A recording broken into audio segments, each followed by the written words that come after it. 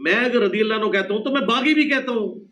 میں حضرت طلحہ، زبیر، سیدہ عائشہ، حضرت معاویہ رضی اللہ عنہ اجمعین وعلیہم السلام اجمعین، ان سب کو حضرت علی کی حکومت کا باغی بھی کہتا ہوں، کیونکہ حضور علیہ السلام نے فرمایا تھا کہ عمار کو ایک باغی جماعت قتل کرے گی، عمار انہیں اللہ اور جنت کی طرف بلائیں گے، وہ جماعت جہنم کی طرف بلائے گی.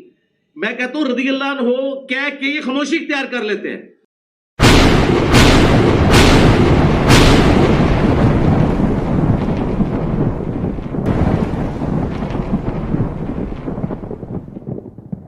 میں اگر رضی اللہ عنہ کہتا ہوں تو میں باغی بھی کہتا ہوں.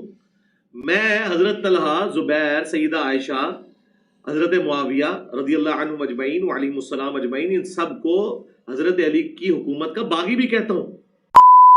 میں حضرت طلحہ، زبیر، سیدہ عائشہ، حضرت معاویہ رضی اللہ عنہ اجمعین وعلیہم السلام اجمعین، ان سب کو حضرت علی کی حکومت کا باغی بھی کہتا ہوں، کیونکہ حضور علیہ السلام نے فرمایا تھا کہ عمار کو ایک باغی جماعت قتل کرے گی، عمار انہیں اللہ اور جنت کی طرف بلائیں گے، وہ جماعت جہنم کی طرف بلائے گی.